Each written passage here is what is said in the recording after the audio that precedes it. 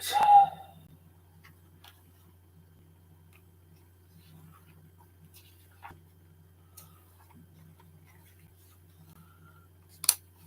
Right, okay.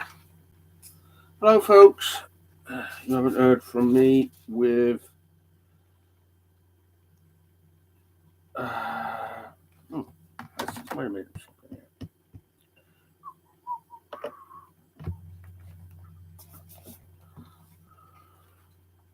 Right.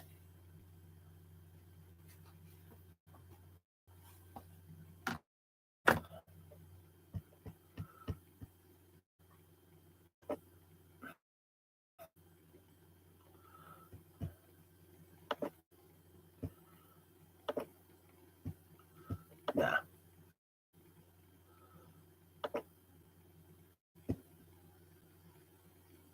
Yeah.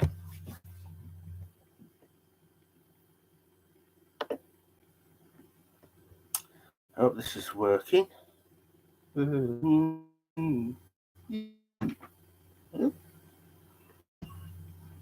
that way.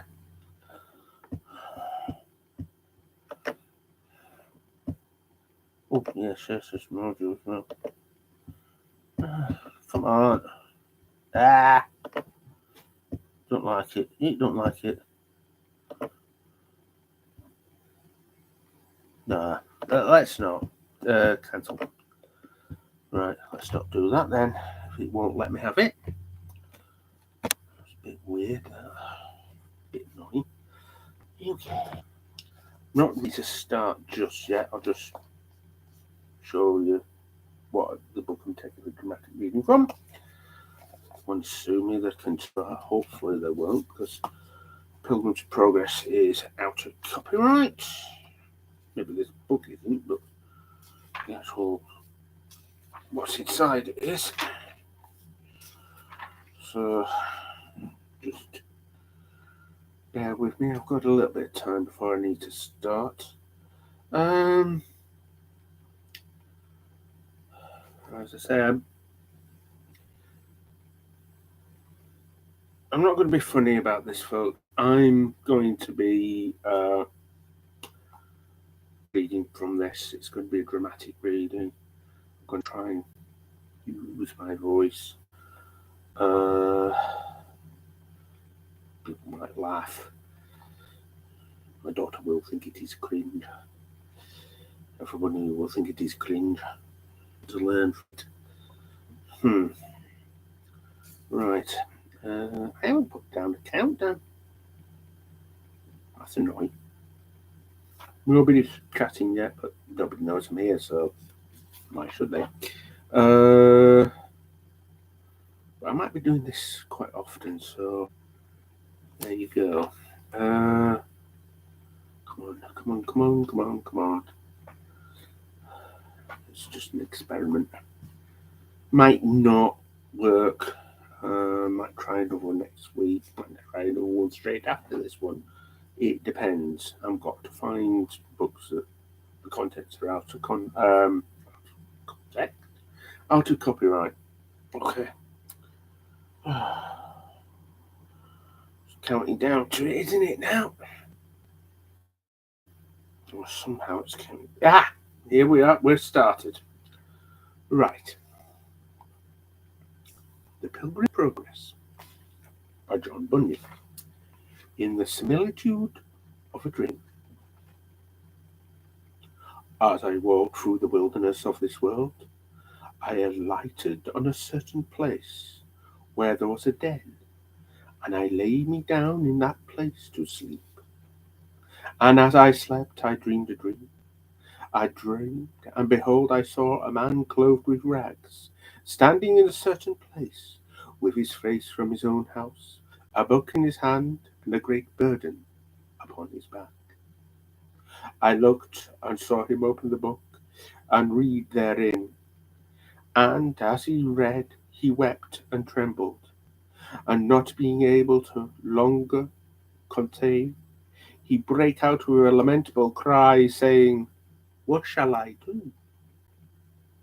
In this plight, therefore, he went home and restrained himself as long as he could, that his wife and children should not perceive his distress. But he could not be silent long, for that his trouble increased. Wherefore at length he brake his mind to wife and children, and thus began to talk to them.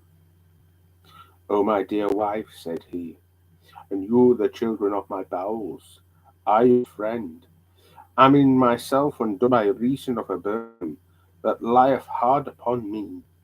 Moreover, I am for certain informed that this our city will be burned with fire from heaven, in which fearful overthrow both myself with thee, thou my wife, and you my sweet babes, shall miserably come to ruin, except the which yet I see not, some way of escape can be found, whereby we may be delivered. At this his relations were sore amazed, not for that they believed what he had said to them was true, but because they thought that some frenzied distemper had got into his head. Therefore, it drawing near night, and they hoping that sleep might brains, with all haste they got him to bed. But the night was as troublesome to him as the day. Wherefore, instead of sleeping, he spent it in sighs and tears. So when the morning was come, they would know how he did. He told them, worse and worse.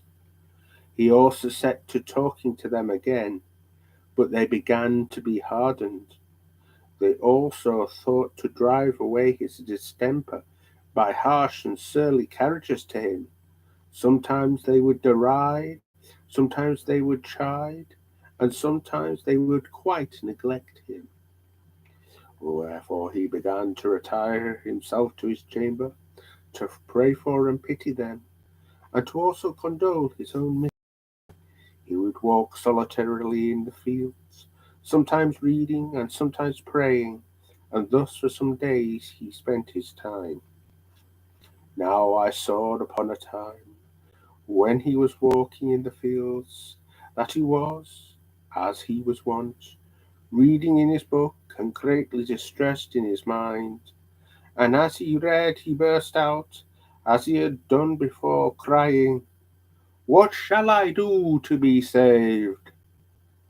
I saw that he looked this way and that way, as if he would run, but yet he stood still, because, as I perceived, he could not tell which way to go. I looked then, and saw a man called Evangelist coming to him, who asked, wherefore dost thou cry? He answered, sir, I perceive by the book in my hand that I am condemned to die, and after that to come to judgment. And I find I am not willing to do the first, nor able to do the second. Then said Evangelist, why not willing to die, since this life is attended with so many evils? He answered, because I fear that this burden that is upon my back will sink me in lower than the grave, and I shall fall into torment.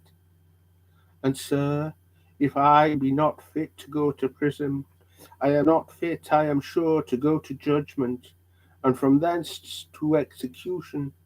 And the thoughts of these things make me cry. Then said Evangelist, if this be thy condition, why standest thou still? He answered, because I know not whither to go. Then he gave him a parchment roll, and there was written within, flee from the wrath to come. The man therefore read it, and looking upon Evangelist very carefully, said, whither must I fly? Then said Evangelist, pointing with his finger over a very wide field, do you see yonder wicket gate? The man said, no. Then said the other, do you see yonder shining light? He said, I think I do. Then said Evangelist, Keep that light in your eye, and go up directly thereto. So shalt thou see the gate, at which, when thou knockest, it shall be told thee what thou should do. So I saw in my dream that the man began to run. Now he had not run far from his own door, but his wife and children, perceiving it, began to cry after him to return. But the man put his fingers in his ears, and he ran on, crying, Life, life, eternal life. So he looked not behind him, but fled towards the middle of the plain. The neighbours also came out to see him run, and as he ran, some mocked, others threatened, and some cried after him to return. And among those that did so, there were two that resolved to fetch him back by force. The name of the one was Obstinate, and the name of the other Pliable.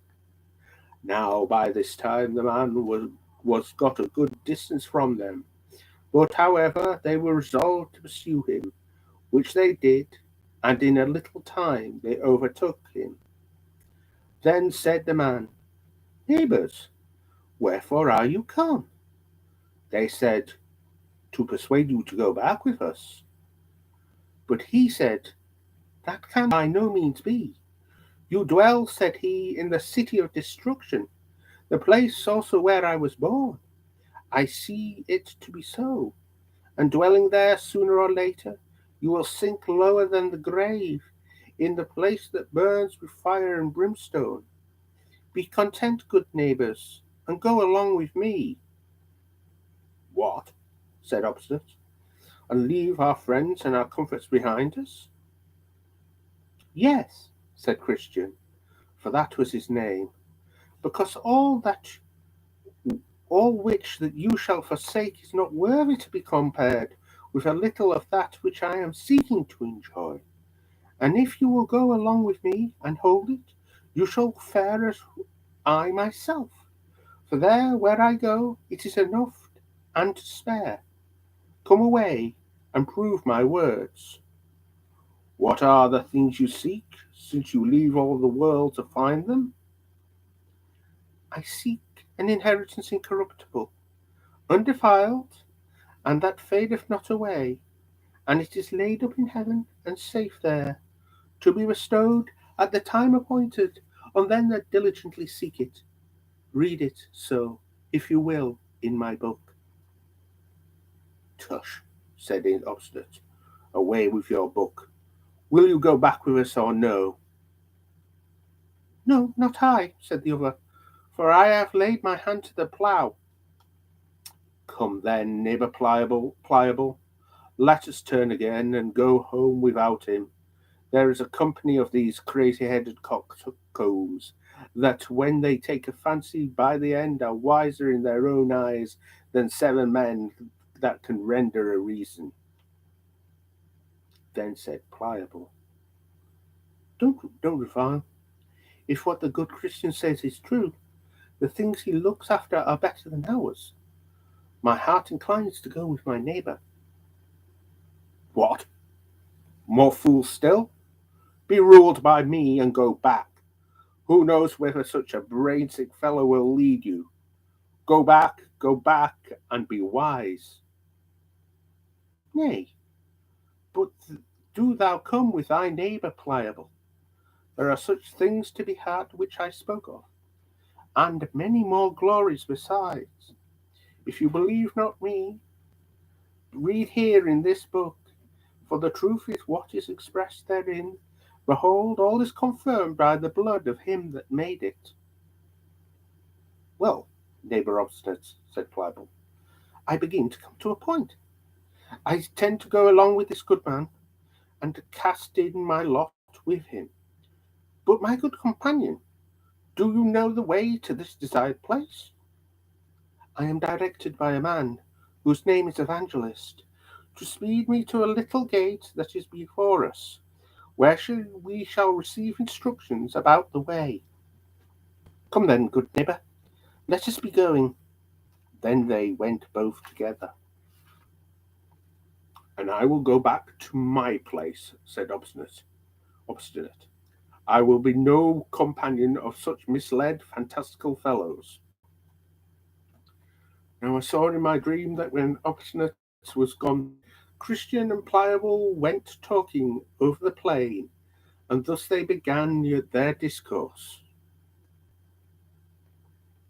Come, neighbour Pliable, how do you do? I am glad you are persuaded to go along with me. Had even but felt what I have felt of the powers and terrors of what is yet unseen, he would not thus lightly have given us the back. Come, neighbour Christian, since there are none but us two here, tell me now further what the things are, and how to be enjoyed, and whither we are going. I can better conceive of them with my mind than speak of them with my tongue. But yet, since you are desirous to know, I will read of them in my book. And do you know that the words of your book are certainly true? Yes, verily, for it was made by him that cannot lie. Well said. What things are they? There is an endless kingdom to be inhabited, an everlasting life to be given us, that we may inhabit that kingdom forever. Well said. And what else? There are crowns of glory to be given us, and garments that will make us shine like the soot in the firmament of heaven. This is very pleasant. And what else? There shall be no more crying, nor sorrow, for he that is owner of the place will wipe all tears from our eyes. And what company shall we have there? There we shall be with seraphims and cherubims, creatures that will dazzle your eyes to look on them. There also you shall meet with thousands and tens of thousands that have gone before us to that place. None of them are hurtful, but loving and holy, every one walking in the sight of God, and standing in his presence with acceptance forever. In a word, there shall there we shall see the elders with their golden crowns. There we shall see the holy virgins with their golden harps. There we shall see men that by the world were cut in pieces, burnt in flames, eaten of beasts, drowned in the seas, for the love that they bear to the Lord of this place, all well and clothed with immortality as a garment. The hearing of this is enough to ravish one's heart. But are these things to be enjoyed? How shall we get to be sharers thereof? The Lord, the governor of the country, hath recorded that in this book, the substance of which is, if we be truly willing to have it, he will bestow upon us freely. Well, my good Panin, glad I am to hear of these things. Come on, let us mend our pace. I cannot go so fast as I would, by reason of this burden that is on my back. Now I saw in my dream that just as they had ended this talk, they drew near to a very miry slough that was in the midst of the plain, and they, being heedless, did both fall suddenly into the bog. The name of the slough was Despond. Here, therefore, they wallowed for a time, being grievously bedaubed with the dirt. And Christian, because of the burden that was on his back, began to sink in the mire. Then said Pliable, Ah, neighbour Christian, where are you now? Truly, said Christian, I do not know. At this, Pliable began to be offended, and angrily said to his fellow, Is this the happiness which you have told me all the while of? If we had such ill speed at our first setting out, what may we between this and our journey's end? May I get out again with my life, you shall possess the brave country alone for me. And with that he gave a desperate struggle or two, and got out of the mire on that side of the slough which was next to his own house. So away he went, and Christian saw him no more. Wherefore Christian was left to tumble in the slough of despond alone, but still he endeavoured to struggle to that side of the slough that was still further from his own house, and next to the wicket gate, the which he did could not get out, because of the burden that was upon his. But I beheld in my dream that a man came to help him, that a man came to him, whose name was Help, and asked him what he did there. Sir, said Christian, I was bid go this way by a man called Evangelist, who directed me also to yonder gate, that I might escape the wrath to come. And as I was going hither, I fell in here. But why did you not look for the steps? Fear followed me so hard that I fled the next way, and I fell in. Then said he, Give me thy hand.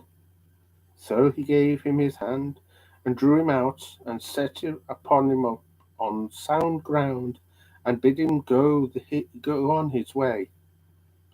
Then I stepped to him that plucked him out, and said, Sir, where from the city of destruction to yonder gate, is it that this plat is not mentioned, that poor travellers might go hither with more security? And he said unto me, This Mare Slough is such a place as cannot be mended. It is the descent whither the scum and filth that attends conviction for sin doth continually run. Therefore it is called the Slough of Despond. For still, as the sinner is awakened about his lost condition, there ariseth in his soul many fears and doubts, and discouraging apprehensions, which all of them get together and settle in this place. And this is the reason of the badness of the ground. It is not the pleasure of the king that this place should remain so bad. His labours also have, by the direction of his Majesty's surveyors, been for above these 1600 years employed about this patch of ground. If perhaps it might have been mended, yea, and to my knowledge, said he, here have been swallowed up at least 20,000 cartloads, yea, millions of wholesome instructions, that have all seasons been brought from all places of the king's dominions, and they that can tell say that they are the best materials to make good ground of the place. If so be it might have been mended. But it is the Slough of Despond still, and so will be when they have done what they can. True, there are, by the direction of the lawgiver, certain good and substantial steps, placed even through the very midst of this slough. But at some time as this place spew out its filth, as it doth against change of weather, these steps are hardly seen, or it be men through the dizziness of their heads step beside, and then when they are mired to purpose, notwithstanding the steps to be there, but the ground is good when they are once got in at the gate. Now I saw in my dream that by this time Pliable was got home to his house again, so that his neighbours came to visit him, and some of them called him wise man for coming back, and some called him fool for hazarding himself with Christian. Others did mock at his cowardliness, saying, Surely, since you began to venture, I would not have been so base as to have given out for a few difficulties. So Pliable sat sneaking among them. But at last he got more confidence, and they all turned their tables and began to deride poor Christian behind his back, and thus much concerning Pliable. Now as Christian was walking solitarily by himself, He spied one afar coming crossing over the field to meet him, and their hap was to meet just as they were crossing the way of each other. The gentleman's name that met him was Mr. Worldly Wiseman. He dwelt in the town of Carnal Policy, a very great town, and also hard by from whence Christian came. This man, then, meeting with Christian, him, for Christian setting forth from the city of destruction, was much noised abroad, not only in the town where he dwelt, but it also began to be the town talk in some other places. Mr. Worldly Wiseman, therefore, having some guess of him, by beholding his laborious going, by observing his size and his bones, and the like, began thus to enter into some talk with Christian. How now, good fellow? Whither away after this burdened manner? A burdened manner indeed as ever, I think poor creature had. And whereas you ask me whither away, I tell you, sir, I am going to yonder wicket gate before me, for there, as I am informed, I shall be put to a way to be rid of my heavy burden. Hast thou a wife and children? Yes, but I am so laden with this burden that I cannot take this pleasure in them as formerly. Methinks I am as if I had none. Wilt thou hearken unto me if I give thee counsel? If it be good, I will, for I stand in need of good counsel. I would advise thee then that thou with all speed get thyself rid of thy burden, for thou wilt never be settled in thy mind till then, nor canst thou enjoy the benefits of the blessing which God hath bestowed upon thee till then. That is what I seek, for even to be rid of this heavy burden, but get it off myself I cannot, nor is there any man in our country that can take it off my shoulders. Therefore I am going this way, as I told you, that I may be rid of my burden. Who bid you this way to be rid of your burden? A man that appeared to me to be a very great and honourable person. His name, as I remember, is Evangelist. I besew him for his counsel. There is not a more dangerous and troublesome way in the world that is that unto which he hath directed thee, and that thou shalt find if thou wilt be ruled by his counsel. Thou hast met with something, as I perceive already, for I see the dirt of the slough of despond upon thee. But the slough is the beginning of the sorrows that do attend those that go on in that way. Hear me, I am older than thou. Thou art like to meet with the way that thou goest, wearisomeness, painfulness, hunger, perils, nakedness, sword, lions, dragons, darkness, and in a word, death, and what not.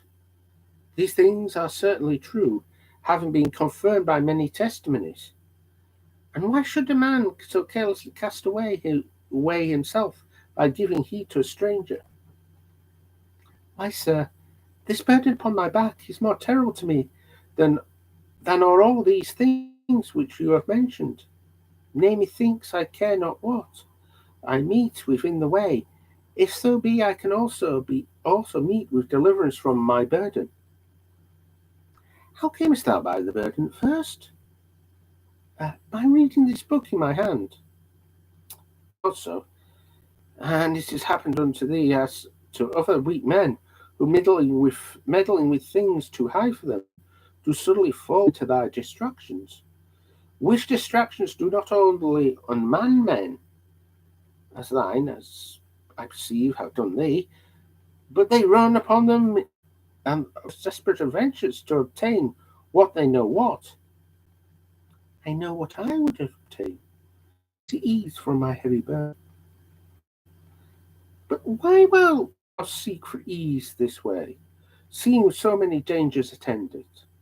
Especially since, hast thou but patience to hear me, I could direct thou in this way wilt run thyself into. Yea, and that remedy is at hand. Besides, I will add that in these dangers thou shalt meet with much safety, friendship, and content. Pray, sir, open this secret to me. Why, under the village is named Morality, there dwells a gentleman whose name is Legality, a very judicious man, and a man of good name, that has the skill to help men off with such burdens as thine are from thy shoulders. Yea, to my knowledge, he hath done a great deal of good this way. Aye, and besides, he hath skill to cure those that are somewhat crazed in their wits with their burdens. To him, as I said, thou mayest go, and be helped presently.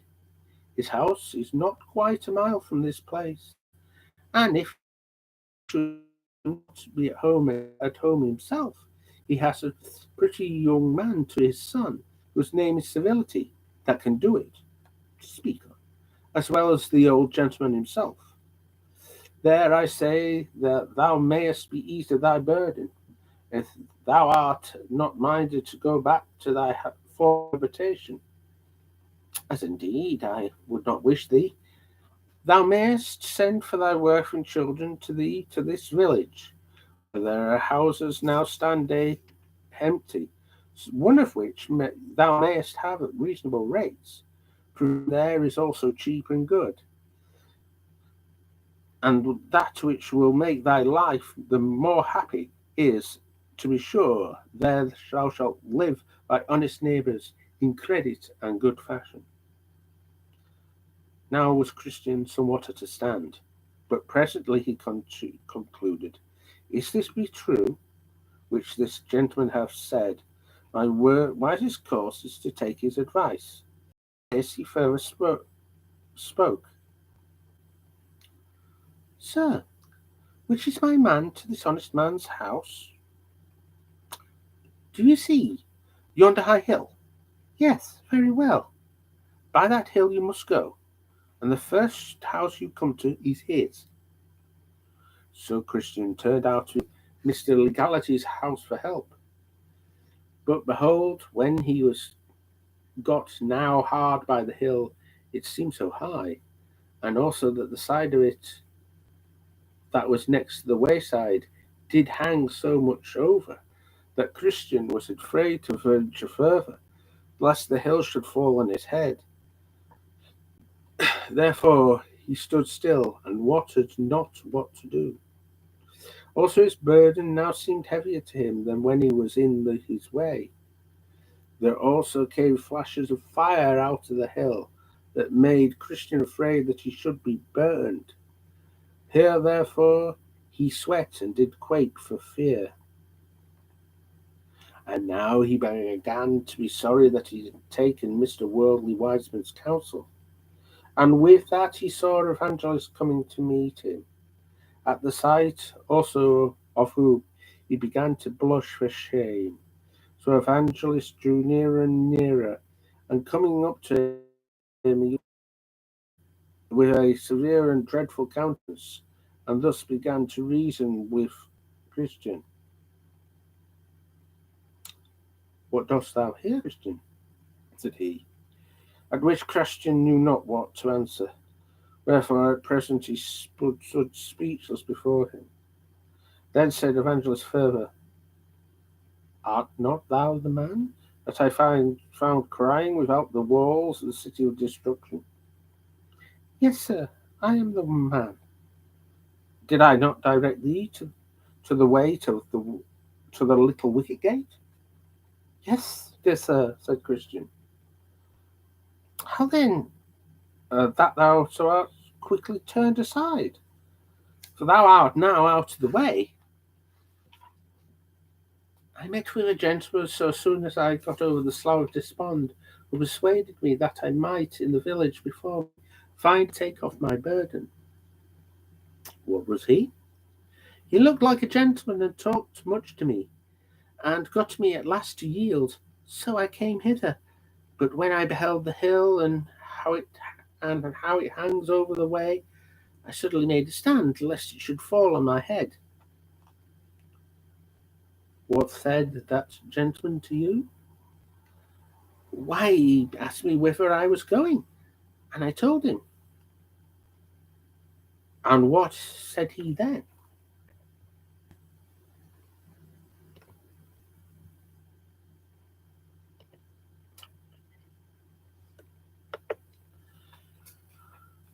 He bid me with speed get rid of my burden, and I told him it was the ease that I sought, and said I am therefore going to yonder gate, to receive further direction how I may get to the place of deliverance. So he said that he would show me a better way, and short, not so attended with difficulties, as the way, sir, that you set me in. Which way, said he, will direct you to a gentleman's house that has skill to take off these burdens. So I believed him, and turned out of that way into this, if happily I might be soon eased of my burden.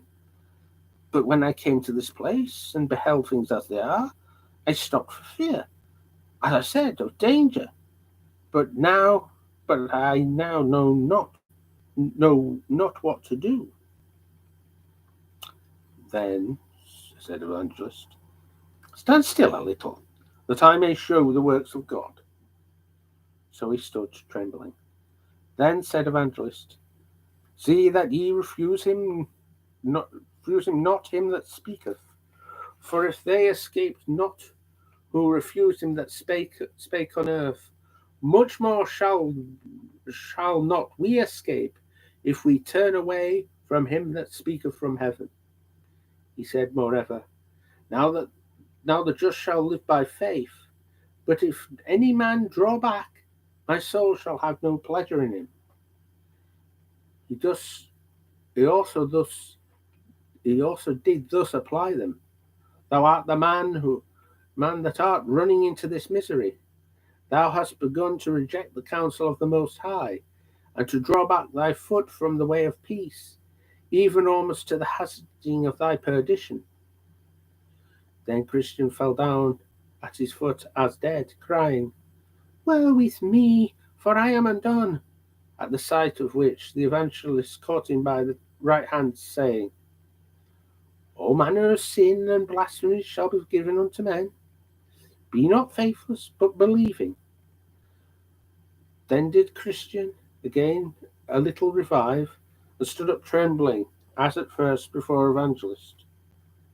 Then Evangelist proceeded, saying, give more earnest heed to the things that I shall tell thee of.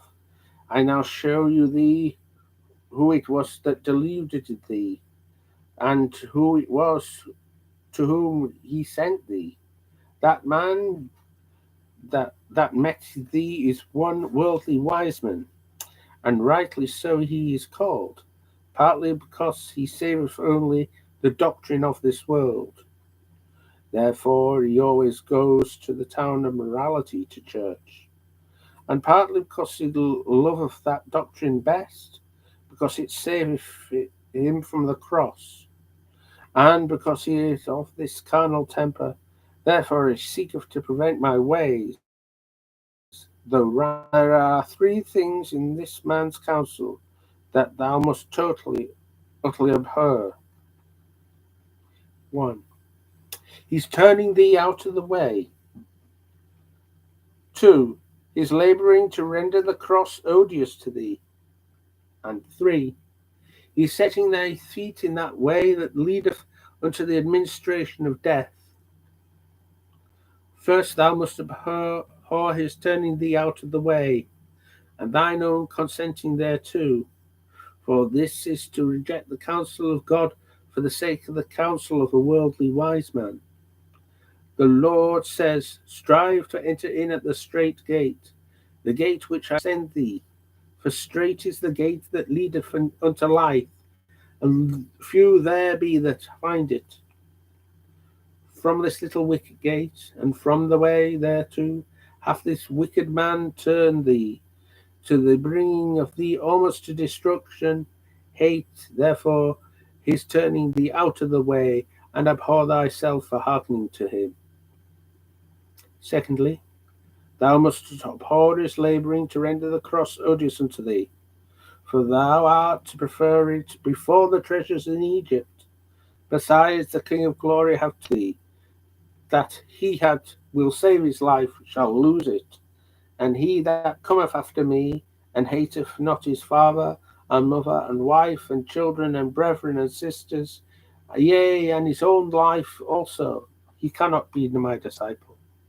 I say therefore, for a man to persuade thee that that shall be thy death, without truth hath said, thou canst not have eternal life. This doctrine thou must abhor. Thirdly, thou must hate his setting of thy feet in the way that leadeth to the ministration of death. And for this thou must consider to whom he sent thee, and to also how unable that person was to deliver thee from thy burden. He to whom thou wast sent for ease, being by name Legality, is the son of the bondwoman, who is now is in bondage with her children, and he is in a mystery, this Mount Sinai, which thou hast feared would fall on thy head. Now she with her children are in bondage. How canst thou expect them to be made free? This legality, therefore, is not able to set forth thee free from thy burden. No man was as yet ever rid of his burden by him, no, nor ever is likely to be. Ye cannot be justified by the works of the law. By the deeds of the law, no man living can be rid of his burden. Therefore, Mr. Worldly Wiseman is an alien, and Mr. Legality is a cheat. And for his son, civility, notwithstanding his simpering looks, he is but a hypocrite and cannot help thee. Believe me, there is nothing in all this noise that thou hast heard of these sottish men, but a design to beguile thee of thy salvation, by turning thee from the way in which I had set thee. After this, Evangelist called aloud to the heavens for confirmation of what he said. And with that came words and fire out of the mountain under which Christians stood, that made the hairiest flesh stand up. The words were thus pronounced: As many are the works of the law are under the curse, for it is written, Cursed is every one that continueth not in all things which are written in the book of the law to do them. Now Christian looked for nothing but death, and began to cry out lamentably, even cursing the time which he had met with Mr. Worldly Wiseman, still calling himself 1,000 fools for hearkening to his counsel. He was also greatly ashamed to think that this gentleman's argument, flowing only from the flesh, should have the prevalency with him as to cause him to forsake the right way. This done, he applied himself to Evangelist in words and sense as follow. Sir, what think you is their hope? May I now go back and go up to the wicked goat? Shall I not be abandoned for this, and sent back from thence ashamed? I am sorry I have hearkened to this man's counsel, but may my sin be forgiven? Then said Evangelist to him, Thy sin is very great, for thou hast committed two evils. Thou hast forsaken the way that is good, to tread in forbidden paths. Yet will the man at the gate receive thee, for he has good will for men. Only said he, Take heed that thou turn not aside again, lest thou perish from the way, when his wrath is kindled but a little. Then did Christian aggress himself to go back, and Evangelist, after he had kissed him, gave him one smile, and bade him Godspeed. So he went on with haste, neither spake he to any man by the way, nor, if any asked him, would he vouchsafe them an answer. He went like one that was all the while treading on forbidden ground, and could by no means think he was safe, till he got in the way which he left, to follow Mr. Worldly Wiseman's counsel. So in process of time Christian got up to the gate. Now over the gate there was written, Knock, and it shall be opened unto you. He knocked, therefore, more than once or twice, saying, May I now enter here? Will he within open sorry me, although I have been an undeserving rebel? Then I shall not fail to see his lasting praise on high. At last there came a great person to the gate, named Goodwill, who asked, Who was there? And whence he came? And what would he have? Here is a poor burdened sinner. I come from the city of destruction, but I am going to Mount Zion, that I may be delivered from the wrath to come. I would therefore, sir, since I am informed that by this gate is the way thither, know if you are willing to let me in. I am willing with all my heart, said he, and with that he opened the gate. So when Christian was stepping in, the other gave him a pull. Then said Christian, What means that? The other told him, A little distance from this gate there is erected a strong castle, of which Beelzebub is the captain. From thence both he and them that are with him shoot arrows at those that come up to this gate, if haply they may die before they can enter it. Then said Christian, I rejoice and tremble. So when he was got in, the man of the gate asked him who directed him hither. Evangelist bid me come hither and knock, as I did, and he said that you, sir, would tell me what I must do. An open door is before thee, and no man can shut it.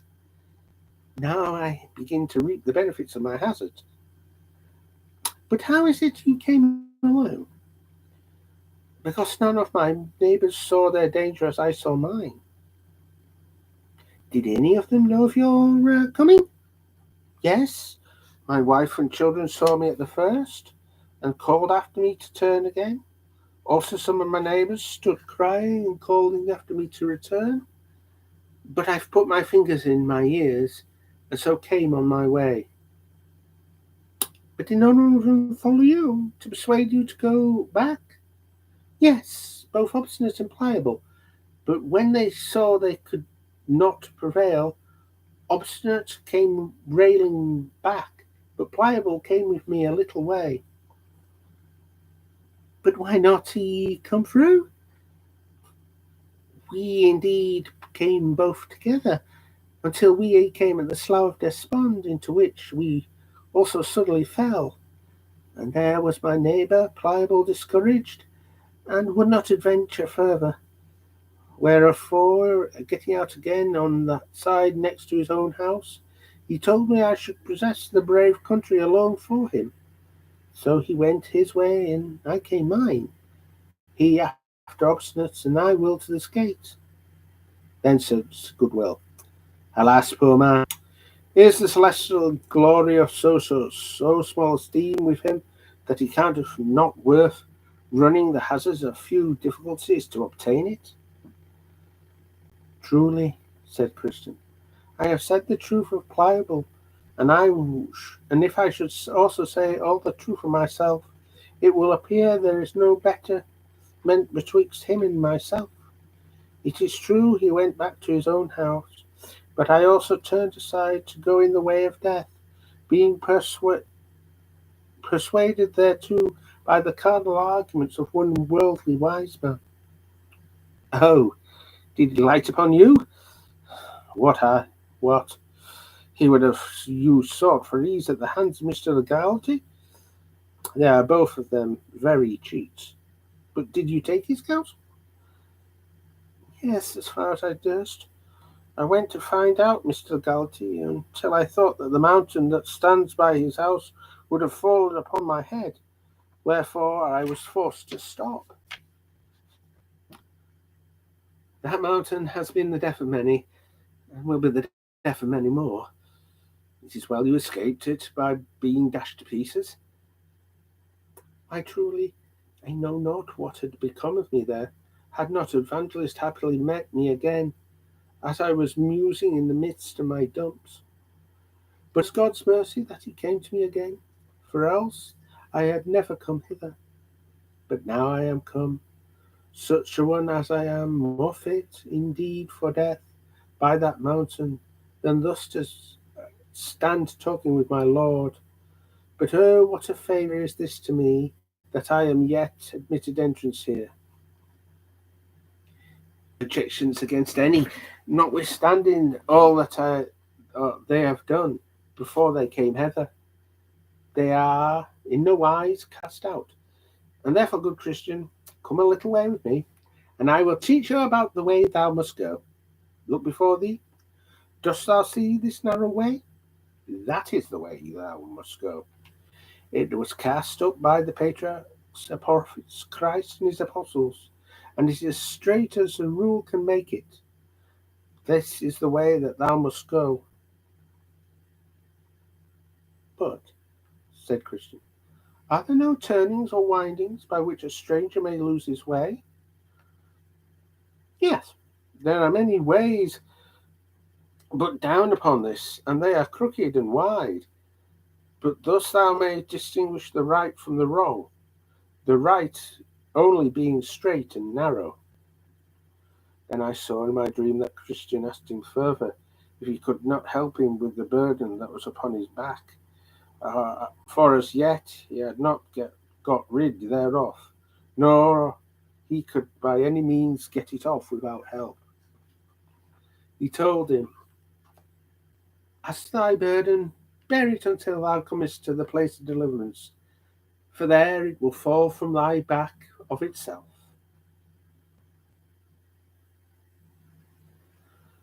Then Christian began to gird up his loins and to address himself to his journey. So the other told him that by he was gone some distance from the gate, he would come at the house of the interpreter, at which door he should knock, and he would show him excellent things. Then the Christian took leave of his friend, and he again bid him Godspeed. Then he went on until he came to the house of the interpreter, where he knocked over and over. At last one came to the door and asked who was there. Sir, he is a traveller. He is a traveller who was bid by an acquaintance of the good man of this house to call here for my profit. I would therefore speak with the master of the house. So he called for the master of the house, who after a little time came to Christian and asked him what he would have. Sir, said Christian, I am a man that come from the city of destruction, and am going to the Mount Zion, and I was told by the man that stands at the gate at the head of this way, that if I called here, you would show me excellent things, such as would be a help to me in my journey. Then said the interpreter, come in, I will show thee that which will be profitable to thee. So he commanded his man to light the candle, and bid Christian follow him. So he had him into a private room, and he bid his man open a door, the which, when he had done, Christian saw the picture of a very grave person hung upon the wall, and this was the fashion of it. It had eyes lifted up to heaven, the best of books in his hand, the law of truth was written upon his lips, the world was behind his back. It stood as if it pleaded with men, and a crown of gold did hang over his head. Then said Christian, what meaneth this? The man whose picture this is one of 1,000. He can beget children, travail in birth with children, and nurse them himself when they are born. And whereas thou see him with his eyes lift up to heaven, the best of books in his hand, and the law of truth writ upon his lips, it is to show thee that his work is to know and unfold dark things to sinners, even as thou seest him stand as if he pleaded with men, and whereas thou seest the world as cast behind him, and that a crown hangs over his head, that is to show thee that slighting and despising the things that are present, for the love that he hath to his master's service. He is sure in the world that comes next to have glory for his reward. Now, said the interpreter, I have shown thee this preacher first, because the man whose preacher this is the only man whom the Lord of this place, whither thou art going, hath authorized to be thy guide in all difficult places thou mayst meet with in the way.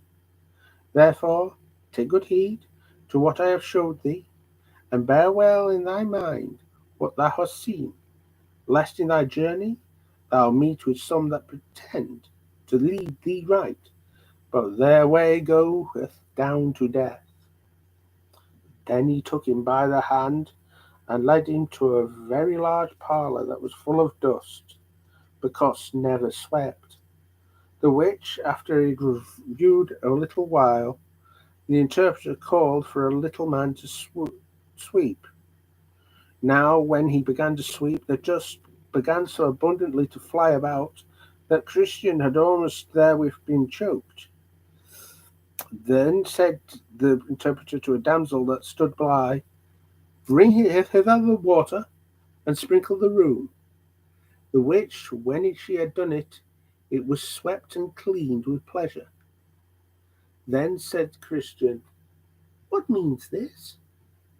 The interpreter answered, This parlour is the heart of man that was never sanctified by the sweet grace of the gospel.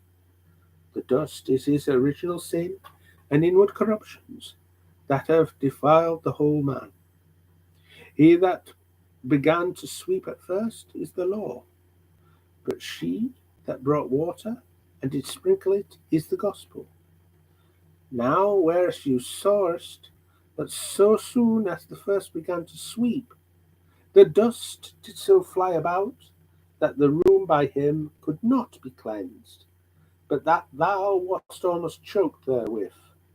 This is to show thee that the law, instead of the cleansing the heart by its working from sin, doth revive, put strength into, and increase it in the soul, even if it doth discover and forbid it, for it doth not give power to subdue it.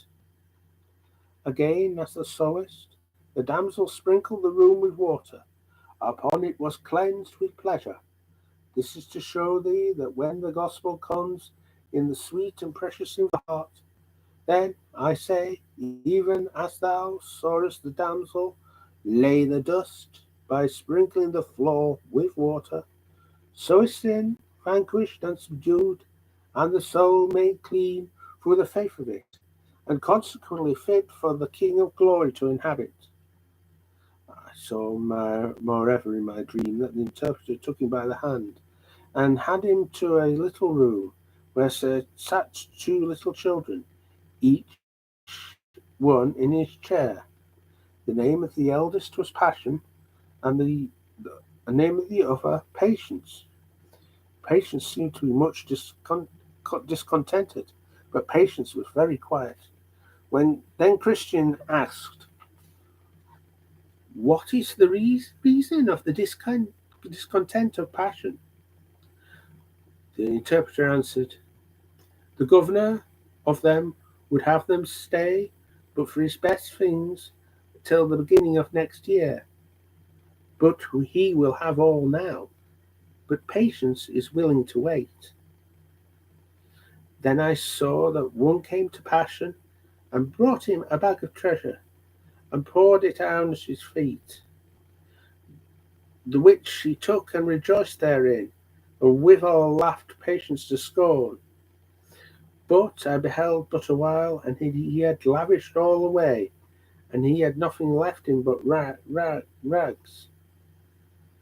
Then said Christian to interpreter, Expound this matter more fully to me. So he said, These two lads are figures, Passion of the men of this world, and Patience of the men of that which is to come. For as thou seest, Passion will have all now this year, that is to say, in this world. So are the men of this world. They must have all their good things now. They cannot stay until next year, that is, until the next world, for their portion of good. That proverb, a bird in the hand is worth two in the bush, is of more authority with them than are all the divine testimonies of the good and of the world to come.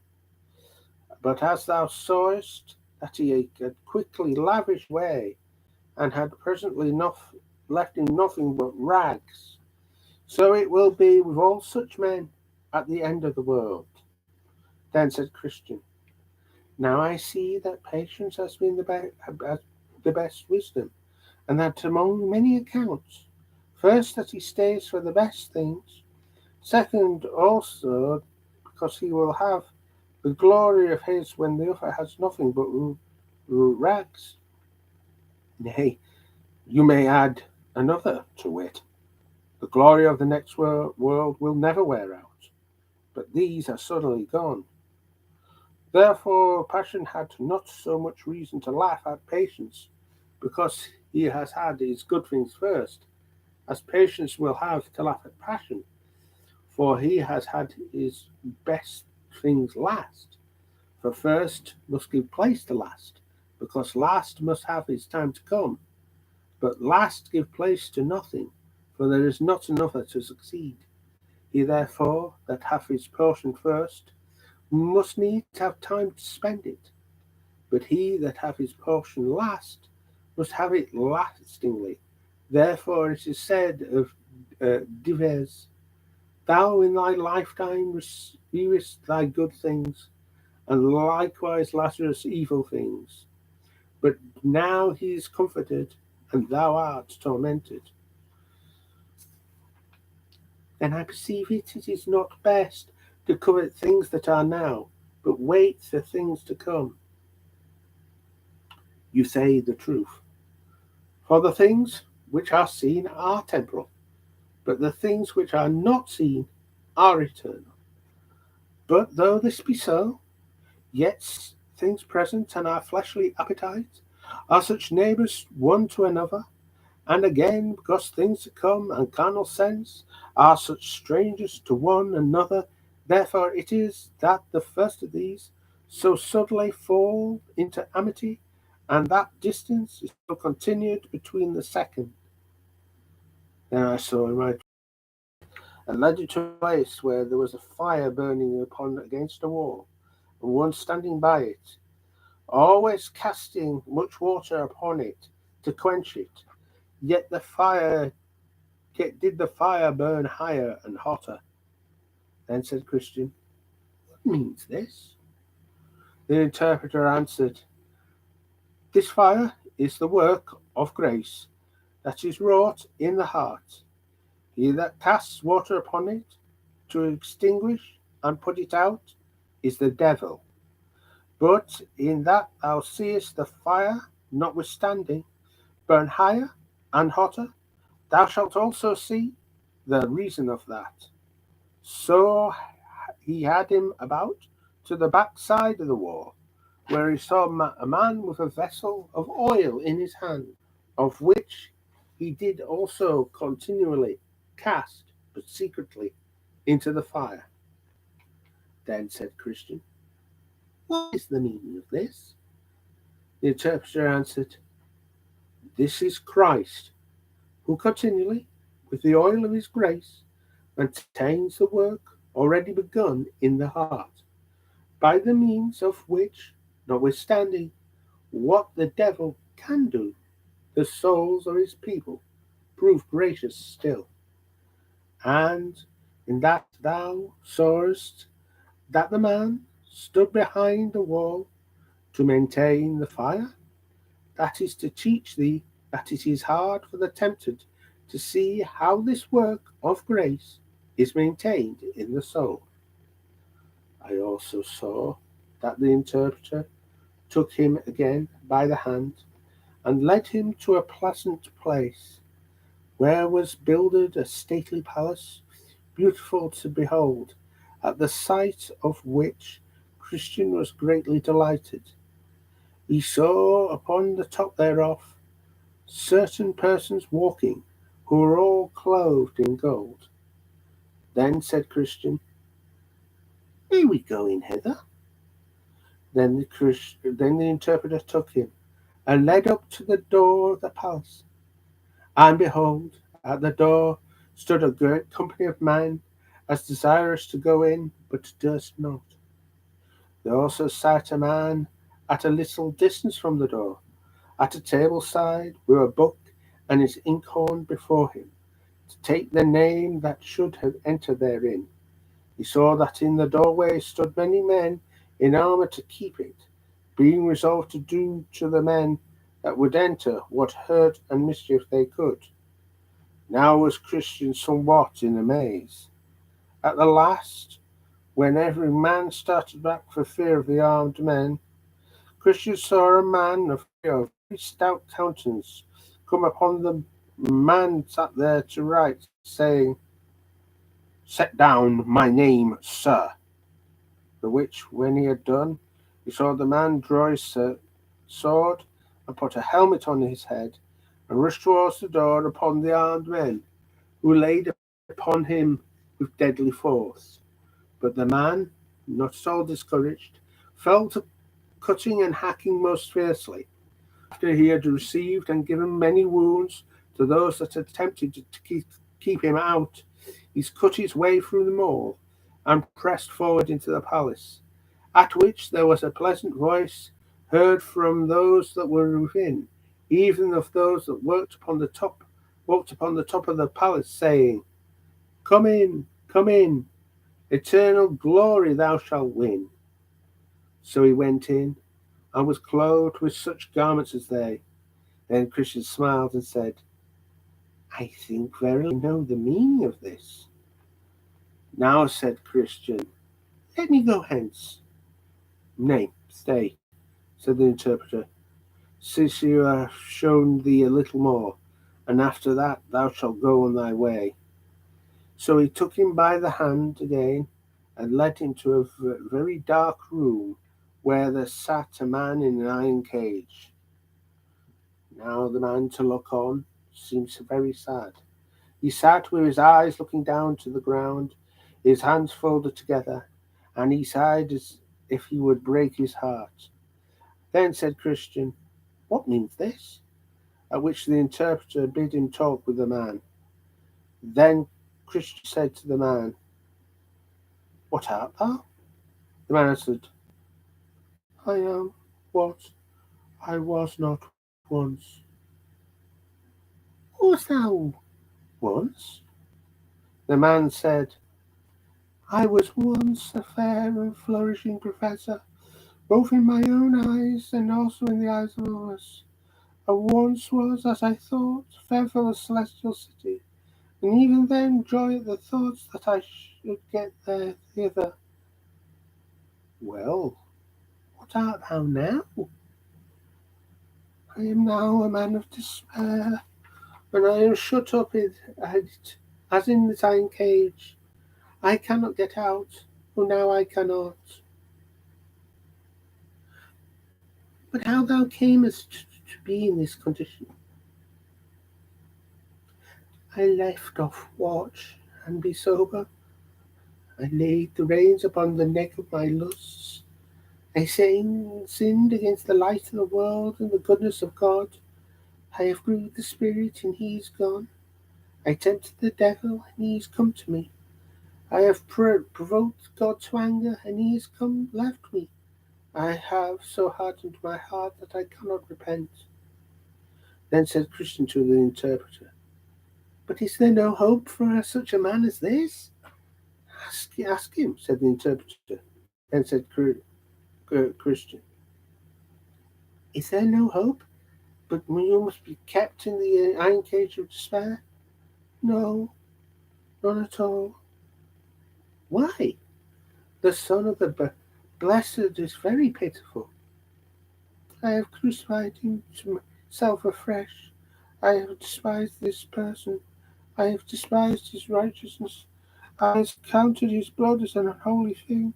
I have done despite the Spirit. despite to the spirit of grace.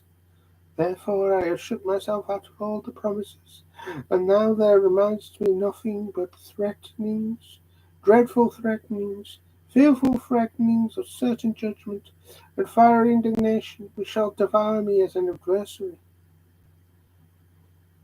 For what did you bring yourself to this condition?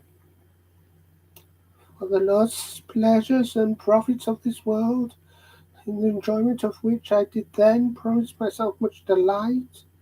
But now every one of these things also bite me and gnaw me like a burning worm. But canst thou not repent and turn? God hath denied me repentance. His word gives me no encouragement to believe. Yes, himself hath shut my eyes when this I engage, nor in the earth all the men in the world let me out. O eternity, eternity, how shall I grapple with the misery that I must meet with in eternity? Then said the interpreter to Christian, let this man's misery be remembered by thee, and be an ever caution to thee. Well said, Christian. This is fearful. God help me to watch and be sober, and to pray that I may shun the cause of this man's misery. Sir, is it not time for me to go on my way now? Tarry till I show thee one thing more, and then thou shalt go on thy way. So he took Christian by the hand again, and led him to a chamber, where there was one rising out of a bed, and on his and as he put on his raiment, he shook and trembled. Then said Christian, why doth this man thus tremble? The interpreter then bid him to tell Christian the reason of his so doing. And so he began and said, this night, as I was in my sleep, I dreamed, and behold, the heavens grew exceeding black, so thundered and lightened in most fearful wise, that it put me into an agony. So I looked up in my dream, and saw the clouds racked at an unusual rate, upon which I heard a great sound of a trumpet, and also saw a man sit upon a cloud, attended with the thousands of heaven. They were all in flaming fire. Also the heavens were in a burning flame. I heard then a voice saying, arise, ye dead, and come to judgment. With that the rocks rent, the graves opened, and the dead that were therein came forth. Some of them were exceeding glad, and looked upward, and some sought to hide themselves up under the mountains. Then I saw the man that sat upon the cloud open the book, and bid the world draw near. Yet there was, by reason of a fierce flame which issued out and came from before him, a convenient distance between him and them, as betwixt the judge and the prisoners at the bar. I heard it also proclaimed to them that attended on the man that sat on the cloud, gather together the tares, the chaff, the stubble, and cast them into the burning lake. And with that the bit of the spit opened just about where I stood, out of the mass, mouth of which came in abundant manner smoke and coals of fire with hideous noises. It was also said to the same persons, gather my wheat into the garner. And with that I saw many catched up and carried away into the clouds, but I was left behind. I also sought to hide myself, but I could not, for the man who sat upon the cloud still kept his eye upon me. My sins also came into my mind, and my conscience did accuse me on every side. Upon this I waked from my sleep. But what was it that made you so afraid of this sight? Why, I thought the judgment was come, and that I was not ready for it. But this frightened me most, that the angels gathered up several, left me behind, and also the pit of hell opened her mouth just where I stood. My conscience too afflicted me, and as I thought, the judge always had his eye upon me, showing indignation in his countenance. Then said the interpreter to Christian, Hast thou considered all these things? Yes, and they put me in hope and fear. Well, keep all things so in thy mind that they may be as a goad in thy sides to prick thee forward in the way thou must go. Then Christian began to gird up his loins and to address himself to his journey. Then said the interpreter, The Comforter be always with thee, good Christian, to guide thee in the way that leads to the city. So Christian went on his way, saying, Here I have seen things rare and profitable, things pleasant, dreadful, things to make me stable, in what I have begun to take in hand. There let me think on them and understand wherefore they showed me were, and let me be thankful, O my good interpreter, to thee. Now I saw in my dream that the highway which Christian was to go was fenced on either side with a wall, and that wall was called salvation. Up this way, therefore, did burdened Christian run, but not without great difficulty, because of the load on his back. He ran thus until he came at a place somewhat ascending, and at that place stood a cross, and a little below, in the bottom, a sepulchre.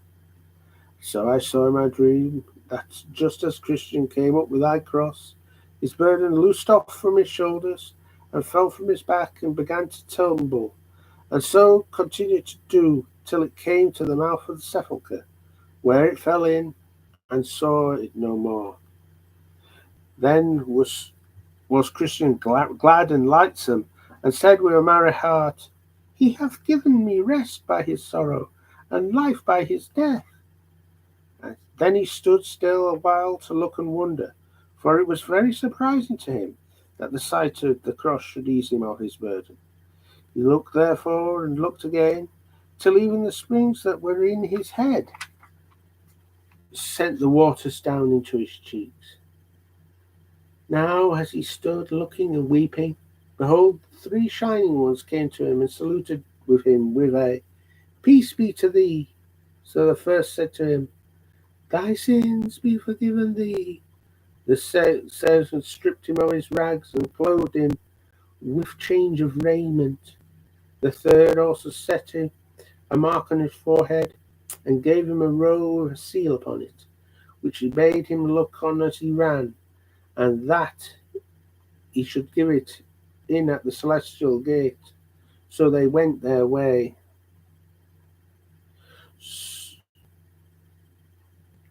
Then Christian gave 3 leaps for joy and went on singing. I saw then in my dream that he went on thus, even until he came at the bottom, but he saw out a little out of the way 3 men fast asleep with fetters upon their heels.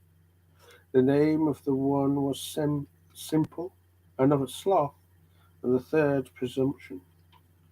Christian then seeing them lie in this case, went to them, if peradventure he might awaken them, and cried, Yea, I like them that sleep on top of a mast, for the Dead Sea is under you, a gulf that has no bottom. Awake therefore and come away. Be willing also, and I will help you off with your irons. He also told them, If he that goeth like a roaring lion comes by, you will certainly become a prey to his teeth. With that they looked upon him and began to reply in this sort. Simple said, I see no danger. Sloth said, Yet a little more sleep. And Presumption said, Every tub must stand upon his own bottom. And so they lay down to sleep again, and Christian went on his way.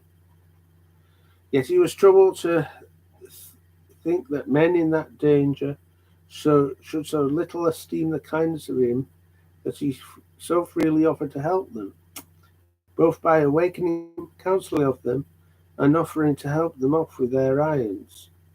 And as he was troubled thereabout, he spied two men come tumbling over the wall on the left hand of the narrow way, and they made up a pace to him. The name of one was Formalist, and the name of the other was Hypocrisy.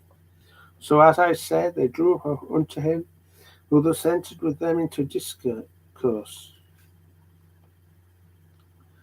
Gentlemen, where came you, and whither go you? We were born in a land of vainglory, and we are going for praise to Mount Zion. Why not you come at the gate which standeth at the beginning of the way? Know it you not that it is written, that he that cometh not by the door, but climbeth it some other way, the same is a thief and a robber? They said, that to go for the gate for entrance was by all their countrymen counted too far about, and that therefore their usual way to make a short cut of it, and to climb over the wall as they had done. But will it not be counted a trespass against the lord of the city where we are bound, thus to violate his revealed will? They told him that as for that, he need not trouble his head thereabout, for what they did they had custom for, and could produce, if need were, testimony that could witness it for more than 1,000 years. But, said Christian, will your practice stand a trial of law? They told him, that custom, it being of such a long standing as above 1,000 years, would doubtless now be admitted as a thing legal by any impartial judge. And besides, said they, if we get into the way, what matter which way we get in? If we are in, we are in. Thou art but in the way, who we, as we perceive, came in at the gate. And we are also in the way, that came tumbling over the wall. Wherein now is thy condition better than ours? I walk by the rule of the master. You work by the rude working of your fancies. You are counted or feasted by already by the Lord of the way. Therefore I doubt you will not be found true men at the end of the way. You come in by yourselves without his direction, and you shall go out by him yourselves without his mercy. To this they made him but little answer, other that they bid him look to himself. And I saw that they went on every man in his way, without much conference with one another, save these two men told Christian, that as the law and ordinances, they doubted not, but they should as conscientiously do them as he. Therefore, said they, we see not wherein thou differest from us, but by the coat that is on thy back, which was, as we trow, given thee by some of thy neighbours, to hide the shame of thy nakedness. By laws and ordinances you will not be saved, before you came not in by the door. And as for this coat that is on my back, it was given me by the Lord to the place wherever I go, and that, as you say, to cover my nakedness with. And I take it as a token of his kindness to me, therefore I had nothing but rags before. And besides, thus I comfort myself as I go. Surely, think I, when I come to the gate of the city, the Lord thereof will know me for good, for I have his coat on my back, a coat that he gave me freely in that the day that he stripped me of my rags. I, moreover, have a mark in my forehead, of which perhaps you have taken no notice, which one of my lord's most intimate associates fixed there in the day that the burden fell off my soldiers. I tell you, moreover, that I have given I had then given me a roll, sealed to comfort me by reading as I go on the way. I was also bid to give it in at the celestial gate, in token of my certain going after it. All which things I doubt you want, and want them because you came in not at the gate. To these things they gave him no answer, only they looked upon each other and laughed.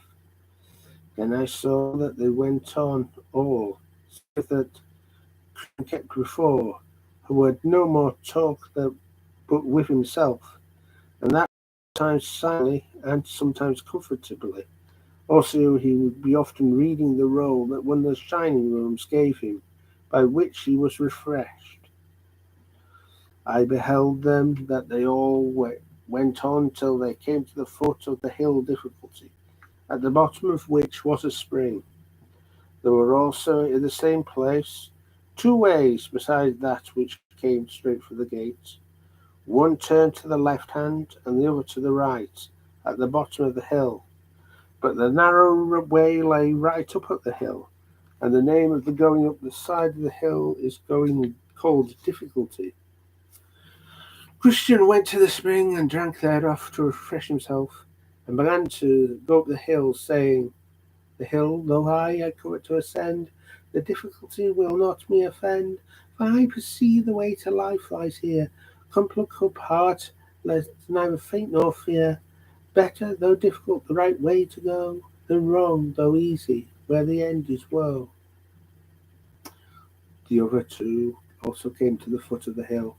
But when they saw the hill was steep and high, and that there were two other ways to go, and supposing that these two ways might meet again, with that at which Christian went on the other side of the hill, they therefore were resolved to go in those ways.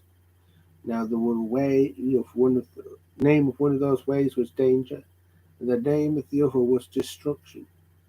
So the one took the way which was called danger, which led into a great wood, and the other took him directly up the way to destruction, which led him to a wild fairy field full of dark mountains, where he stumbled and fell and rose no more. I looked then after Christian to see him go up the hill, where I perceived he fell from running to going, and from going to clambering upon his hands and knees, because of the steepness of the place. Now, about the midway of the top of the hill was a pleasant harbour, made for the lord of the hill for the refreshing of weary travellers. Thither therefore got, where he also sat down to rest him. Then he pulled his roll out of his bosom, and read therein to his comfort. He also now began to afresh to take a review of the coat or garment that was given him as he stood by the cross. Thus pleasing himself a while, he at last fell into a slumber, and then into a fast sleep, which detained him in that place until it was almost night, and in this sleep his roll fell out of his hand. Now as he was sleeping, there came one to him and awoke him. Go to the ant, thou sluggard, consider her ways and be wise. And with that Christian started up and sped on his way and went apace until he came to the top of the hill. Now when he got up to the top of the hill, there came two men running to meet him amain. The name of the one was Timorous, and of the other Mistrust. To which Christian said, Sirs, what's the matter? You run the wrong way. Timorous answered that they were going to the city of Tyne, and had got up that difficult place. But said he, the further we go, the more danger we meet with. Therefore we turned and going back again. Yes, said Mistrust, for just before us lie a couple of the lions in the way. Whether sleeping or waking we know not, and we could not think if we came within reach that they would presently pull us in pieces. Then said Christian, You make me afraid, but whither shall I fly to be safe? If I go to mine own country, that is prepared for fire and brimstone, and I shall certainly perish there. If I can get to the celestial city, I am sure to be in safety there. I must venture. To go back is nothing but death. To go forward is fear of death, and life everlasting beyond it. I will yet go forward. So Mistrust and Timorous ran down the hill, and Christian went on his way. But thinking again of what he had heard from the men, he felt in his bosom uh, for his roll, that he may read therein and be comforted. But he felt and found it not. Then was Christian in great distress, and knew not what to do. For he knew that which used to relieve him, and that which should have been therefore his pass into the celestial city. Here therefore he began to be much perplexed, and knew not what to do. At last he bethought himself that he had slept in the arbour that is on the side of the hill. Falling upon his knees, he asked God's forgiveness for his foolish act, and then went back to look for the roll. But all the way he went back, who can sufficiently set forth the sorrow of Christian's heart? Sometimes he sighed, sometimes he wept, and often he chided himself for being so foolish to fall asleep in that place, which was erected only for a little refreshment from his rest. Thus, therefore, he went back, carefully looking on this side and on that, all the way as he went, if haply he might find his roll that had been his comfort so many times in his journey. He thus went thus again until he came again within sight of the arbour where he slept and slept. But that sight renewed his sorrow the more by bringing again even afresh the evil of sleeping in his mind. Thus therefore he went on bewailing his sinful sleep, saying, O wretched man that I am, that I should sleep in the daytime, that I should sleep in the midst of difficulty, that I should so indulge the flesh as to use the rest from my flesh, which the Lord of the hill hath erected only for the relief of spirits of pilgrims. How many steps have I took in vain? Thus it happened to Israel for their sin.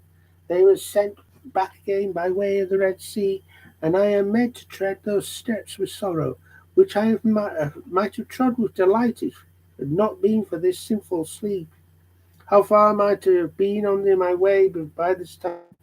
I am made to tread those steps 3 times over, which I need not have trod but once. Yea, now I am also like to be benighted, for the day is almost spent. Oh, that I had not slept! Now by this time we come to the arbour again, but where for a while he sat down and wept. But at last, as Christian would have it, looking sorrowfully down under the settle, he there espied his roll, the which he, with trembling and haste, catched up and put it into his bosom.